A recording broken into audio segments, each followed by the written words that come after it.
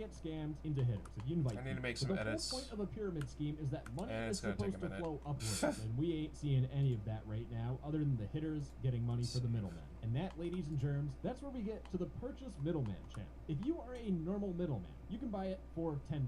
But if you are a normal middleman, you have limits. Yeah, it turns out the way that this server works is that if you scam someone that has like $100 item, you need to be a super high middleman just to be able to scam them. It's not a free-for-all. There are rules. So as a normal middleman, you can scam $10. And of course, there's the staff team price, the moderator price, administrator price, and permanent roles price, which all slowly escalate, where you can scam $20 for $20 plus. How does that work? You pay $20 plus. Is there tax or something? Again, 14-year-olds are running this. The moderator role, you can scam $50. Administrator role, you can scam $100. Anyways, back to our pyramid scheme. So what happens here is that if you buy a middleman role, you as the hitter are giving not just $1, you're giving lots of money to the owner, just so that you can become a middleman and then scam people to get money from the kids that get scammed. All at the end of the day, though, the money goes from kids that get scammed all the way up the chain to the owner. And the best part is that when the server gets terminated by Discord, because it's now in a video and Discord's gonna be like, ah, shit, you gotta do something. Once the server gets terminated, all those people that bought middlemen or staff, their roles just poof, disappear. The owner gets the money and he could just exit scam. But the next thing I want to talk about is flexing. I don't know what it is, but every single scammer has to flex. You have NFT scammers showing Rolexes, which inevitably dox them and get them in jail. And with these Roblox scammers, flexing is just the name of the game, baby. Because there's this daily channel where this one person, Sodi, has been posting multiple images of how many people they've scammed, which has their Roblox username, by the way. But yes, all these people share that they have stolen items from kids on Roblox. But one of my viewers asked a question to some of these middleman scammers: why does a server with 100,000 members scam people? And the answer is because they're all trying to become rich. And to be honest, as someone that's an adult and understands the real world, the amount of money you make from Roblox scamming is nothing compared to an actual job. There are some cases where scammers at the very top of the pyramid make about $42,000. I don't think they're making $42,000. So if these scammers are making a whole bunch of money in their eyes, where do all these items go? Why don't you try going to the casino? Gambling websites, baby. Let's be honest here. Roblox is a kid's game, and right when you open up Bloxflip, they tell you this realm is 18 plus only. Now let's say I'm under 18. How do I get past this whole entire screen blocking me? I press the understood button, and welcome to the casino, baby. If you've ever been in a casino, it's depressing. And this one, equally the same. Because you have an online chat where people are begging for money. What? The people on here are deranged.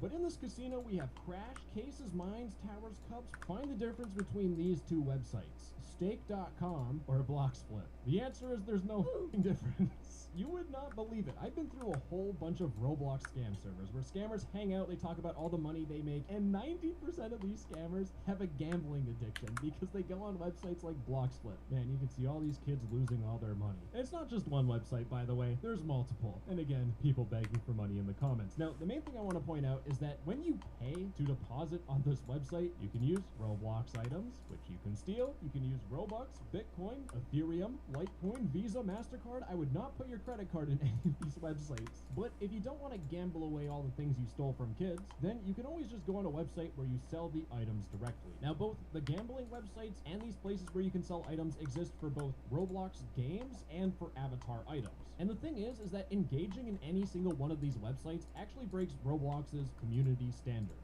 Because regarding the Roblox economy, it is prohibited to engage in off-platform secondary market transactions for account access or virtual content from experiences or for the marketplace. Why do most video game companies prohibit RMT, or real money trading? Turns out the reason is actually not as simple as you think. Initially, when you think of companies stopping real money trading, you think it cuts into their profits, because Roblox has a marketplace where if you sell items, it gets taxed at 30%. Roblox can take away 30% of your money just like that, because greed, baby. But another thing that RMT does is it encourages this whole entire scamming scheme that I've been talking about. Because these absolute creatures, these losers, would not waste every single ounce of their time scamming kids of their items if they couldn't convert this to real money. And another thing that Roblox tries to do to discourage scamming is called poisoned items. A poisoned Roblox item is an item that someone stole from someone else or got through illicit means. If you intentionally buy an item that is stolen, you can get punished. If the total recent average price of the stolen poisoned items adds up to under 10K, then you probably aren't going to receive any punishment. But as the price goes up and over $100,000, there are cases where you can get permanently banned or the item can be removed from your inventory. So even if you use these websites and it's a stolen item, there's a chance you can get banned. Now, to wrap up this whole entire Roblox middleman scam, I have one more booger to pick, and it has to do with Discord. How do these servers have so many members when they're a scam? The server that I became a scammer in, are there 105,000 scammers? No. It actually turns out what all of these servers have in common are berries. You probably have no idea what I mean by berries, but I'll explain it. In the underground Discord market, there is something called selling members, or A for A, auth for auth, where people will sell Discord members to make their Discord server look bigger, which makes it look more legitimate, because if a server has 100,000 people, it can't be a scam, right? But this person here, for example, is selling 15,000 members, and 1,000 members equals to 0.7 euros. Now, how do you make people on Discord join a server? I mean, you could make a program to log into a whole bunch of generated Discord accounts, or you could hack into a whole bunch of people's Discord account and slowly make them join the server. But Discord has this fantastic feature made specifically for scammers, basically. That's an exaggeration. But Discord has a bot permission called the Join Servers for You permission. If you're a longtime viewer, you already know the rant is coming. But there's a whole bunch of shady Discord servers and even scam servers that tell you to verify or authorize a Discord bot. And if you authorize a Discord bot that has the Join Servers for You permission, it means the bot can join servers for you. All it takes is that the bot owner needs to just run a command. As you can see, there's this Apple bot that has this join command where you can put the server ID, you can choose the amount of people to add, and you can choose the type of people you want to add. Online, offline, NFT profiles? Yeah, this is used a lot for NFT scams. It also turns out that when I was running this command, there's this berries bot. And this berries bot, I've actually seen a lot across Discord. In fact, if I go to the berries profile and I click add app, you can see that if I try to invite it to my server, it is in 25,000 Discord servers. But if I try running a slash command, you'll notice nothing works with this bot, which kind of confuses me because why would people have a Discord bot that doesn't work in 25,000 Discord servers? In fact, if I click on the bot and I view the profile and we look at the mutual servers, why is this bot in so many scam servers? Because it turns out this berries bot is one of those Discord bots that make you join servers. Now, how am I certain that this berries Discord bot is used to help out all these scam servers to make them get a whole bunch of members and look more legitimate? Well, all you need is a stupid scammer, like this fella here. Now, this is a ticket tool Discord server, but it's a scam server. Basically, you get invited to this Discord server, you open up a ticket, and someone impersonates an NFT or a crypto team person and tries to scam you out of your cryptocurrency. Unfortunately for our good old scammer, he doesn't know how to use Discord, because if we look at the permissions of the server and we go down to everyone, and you can see I have the manage server permission. And what that allows me to do is change the server's name, switch the regions of the server, view all the invites to the server, the most important thing. And what this means in practice is that I can go to the server settings and I can see their members tab, which also shows me how people joined this scam Discord server. And I can filter this based on other join methods, like a bot invite. And if you get invited to a Discord server with a bot invite, it means that this Discord bot used the join servers for you permission to add you to the server. And you can see there's a members bot, another members bot, but then there's a whole bunch of accounts that joined the server on January 9th, 4 months ago. And I'm really bad at creating suspense, but it's the berries bot. In fact, for the rest of the people in this list, I actually went to 100 members and I searched through this whole entire list. Everyone was added by this berries bot, which is extremely clear that this berries bot is used to boost the member count of the scam Discord server to make it look way more legitimate and to make more people get scammed. And this bot got reported to Discord months and months ago, multiple times, and nothing has happened to it. Because it really genuinely seems like Discord does not care. And it is clear that this bot is being used to make these scam Roblox servers look more reputable, which is scamming kids out of their Roblox items. Yet Discord does not do anything. Anyways, that was the Roblox middleman scam. And I hope you learned something. Maybe you learned a little too much than you hoped for. But hopefully with this information, you can keep yourself and your friends safe from losing all their stinking Roblox items. Anyways, bye-bye. I love you.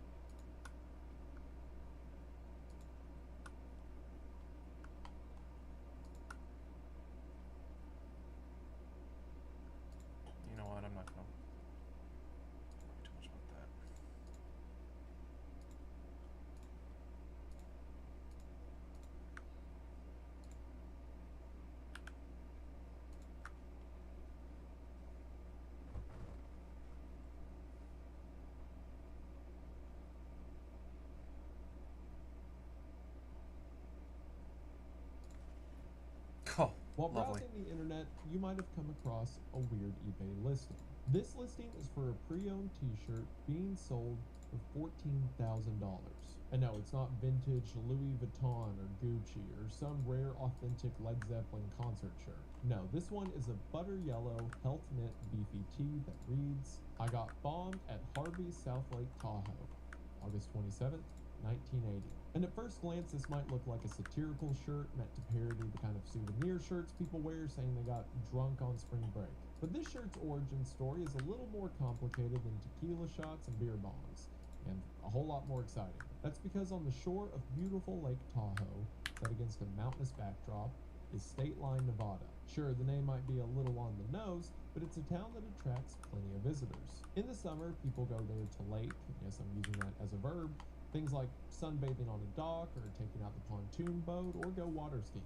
In the winter, people snow ski and snowboard on the scenic slopes. On the west side of State Line is California, and on the east is Nevada, where, in the 1980s, gambling was legal in an era when very few states allowed for it. So all year round, people would travel to State Line to gamble on a small downtown strip that makes Reno look like Vegas. Well, on August 27th, 1980, the Wednesday before the long Labor Day weekend, the streets of downtown State Line were packed.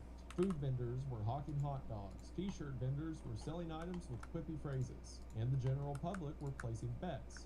A whole lot of bets. Now these bets were not on black or red, or on the full house in their hands, or on the little white balls in the Keno Lounge. They were placing bets on if the casino would explode. So of course we have to ask the question, did they win? Hello everybody, today we're going to talk about the Harvey's casino bombing. This is one of those really bizarre stories from the 1980s that for some reason more people don't talk about. I, like a lot of people, first heard about this case from the eBay listing mentioned in the intro. And I'm glad that I did because this entire thing is strange and I'm excited to talk about it. It's a wild story composed of, according to one FBI bomb technician, the most sophisticated bomb ever made. As a matter of fact, it's a device that was so complex, the FBI has a display model of it for reference to this day. And just as complicated was the father-son dynamic that would give Darth Vader a run for his money that led up to this instance in the first place. So if that sounds interesting to you, then stick around after the ad as we talk about the Harvey's casino bombing. Just because you're not at a casino with a bomb threat doesn't mean you won't explode, you know, in a metabolic health sense. But taking care of yourself can be difficult, especially when it's typically so time-consuming and boring. Thankfully, today's sponsor, Factor, is here to help. Factor delivers fresh, never frozen, chef-crafted, and dietitian-approved meals straight to your door. Meals that are ready to heat and eat in just 2 minutes. And not only are they good for you, but they taste good as well. Factor has over 100 rotating weekly meal options. From meals and salads to breakfast, shakes, and more, all crafted for great taste and nutrition. And you can choose from plans that make sense to you, like Calorie Smart or Keto or Protein Plus or Vegan and Veggie. You can even switch out the protein options if you'd rather have one kind of protein over another. And Factor avoids fillers like seed oils and bans over 175 ingredients, focusing on nutrient-dense foods that help support lasting energy. And there's no prep work and hardly any cleanup. So you can get something that's quick, tastes good, and doesn't come with guilt. I used to be picky about what Factor was going to send me, but at this point they can just send whatever they want. Damn. Everything I've had from them has tasted good. And when I was trying to lose weight, it didn't feel like I was sacrificing good flavor or an enjoyable meal. I'm a huge fan of Factor, and hopefully you will be too, as now is a perfect time to try it out. That's because if you head to factor75.com or click the link below and use code WINDAGANGFB50, you'll get 50% off your first Factor box plus free breakfast for a year. That's right, half off your first box and free breakfast for a year. Again, that's code WINDAGANGFB50 at factor75.com to get in on this incredible offer today. Thank you all for watching the ad. Thank you to Factor for sponsoring the channel. The link will be in the description. We are now back to the video. We are going to go ahead and get into it, but as always, thank you for watching. So let's set the scene. It's 8 a.m. on August 26, 1980. You've been out late drinking the night before, maybe indulging in some cheap steak and all-you-can-eat lobster. You're probably hungover and tired. The last thing you want is to be woken up by someone banging on your door, completely disregarding the Do Not Disturb placard hanging outside of your room. But of course, someone does. So you throw on your robe, move to the door, ready to let someone have it, But when you open it, it's a policeman. Before you can even register what's happening, he's telling you to get out. That you don't have time to grab your belongings. You have to go in whatever you're wearing. You need to evacuate immediately because there's a bomb in the hotel. So you join the deluge of guests and patrons flooding into the parking lot, leaving ice melting in their drinks, their gambling chips on their trays, not knowing how much time you have to get to safety. Some people have no shoes on, some people have no clothes on, and everyone is panicking. And as you're on your way out, FBI agents, bomb technicians, and various other law enforcement are going inside. This was the scene at Harvey's Resort Hotel and Casino. A massive bomb containing 1,000 pounds of TNT disguised as an IBM copy machine had been discovered in a hallway, along with an anonymous ransom note demanding $3 million. It was so well designed that it left the country's best explosive specialists stumped, and it left both the residents and visitors of State Line riddled with anxiety. Now, that didn't mean they were going to leave. Perhaps that's what it would mean in a normal city, but as someone from a small town, no. The people descending on State Line, Nevada for the last week of summer were looking for one thing: to be entertained. They weren't about to let a bomb get in their way or, heaven forbid, go to waste. In fact, for many, it actually added to the fun. They wanted in on the action, especially as the countdown on the Hey Casey, radio editing the file a little bit here. 10 to 9 to 8 to 7. But before we get there, let's talk about what led up to this explosive circumstance. Found some errors that need to be addressed. Casino was named after its founder, Harvey Gross. With his colored blazers and wide ties, he looked a lot like a used car salesman or Saul Goodman. You know, the kind who slaps the hood of the car and loves a good bargain. Despite his get-up, he was a pretty good businessman. He and his wife, Llewellyn, opened their casino in the mid-1940s. Back then, however, it was called Harvey's Wagon Wheel Saloon and Gambling Hall, because I guess that is what you would call a casino back in the 40s. And it consisted of one room with a lunch counter next to some slot machines and a blackjack table or two. Well, over the next decade, the wagon wheel grew to 11 floors and 197 guest rooms in addition to their large casino floor, and renamed it to the classier Harvey's Resort Hotel and Casino. It became a go-to regional destination. But nevertheless, Harvey probably never thought his little slot and sandwich joint would eventually garner national fame, or infamy. You know, big bombs tend to do that. Oh yeah, probably the thing you want to know about. The bomb. Even with this tranquil setting, bomb threats weren't probably use a soldering iron to according to FBI special agent and bomb technician Bill solder my Tonke, hot and cold on crazy here. last name, during an interview for the Scamtown podcast, Tahoe would get 4 to 6 credible threats a year. Most turned out to be hoaxes or small bombs, but none of them were anything like the one Donkey would go on to investigate at Harvey's. I like the explanation there. Sometimes it's a small bomb. It's like, oh, well, yeah, someone called in a bomb threat, but it was like a hand grenade, so why did we even come out? I remember one time when I was in high school, someone called in a bomb threat, not one of the high school people, I don't think, just someone in town called in a bomb threat to the local post office, and for whatever reason, they made all of the grades get in the gymnasium and hunker down like it was a tornado drill or something. And I remember being in there and thinking to myself, wouldn't you want us to not be in one enclosed space? Because if there is someone with a lot of bombs, this would probably, fix a lot of steps for him. Anyway, in the early hours of August 26th, 2 men in jumpsuits unloaded a large piece of machinery weighing close to 3,000 pounds from a white van. The cover of the device read IBM and intentionally appeared to be roughly the size and shape of a copy machine. The men rolled it across the street to Harvey's, through the parking lot, through the doors of the casino, through the cigarette smoke-filled lobby, it was the 80s after all, and even commissioned the help of a security guard to help them get it on the elevator.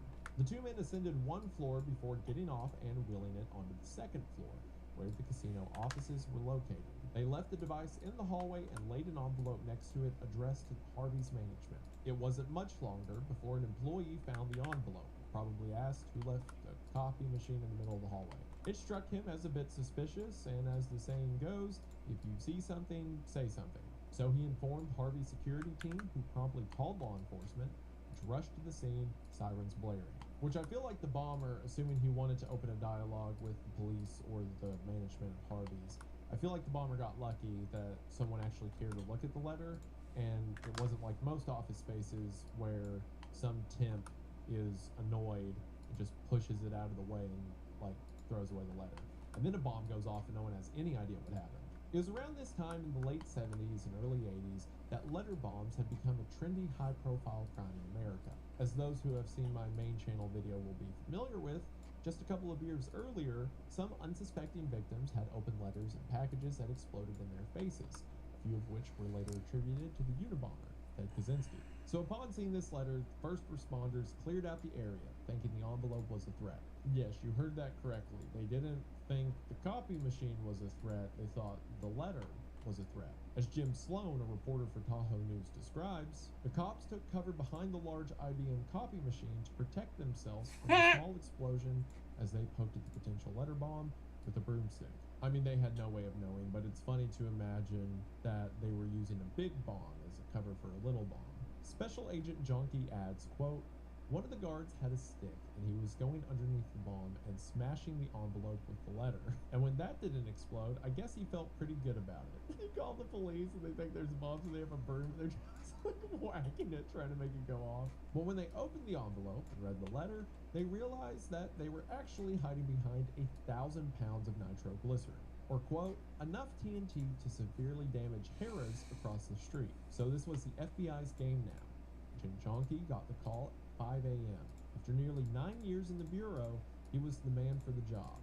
On the scene, his first course of action was to read the 3-page ransom letter carefully in an attempt to discern if this copy machine bomb was a hoax or the real deal.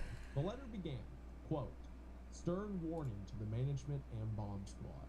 Do not move or tilt this bomb because the mechanism controlling the detonators in it will set it off at a movement of less than 0.01 of the open-in Richter scale."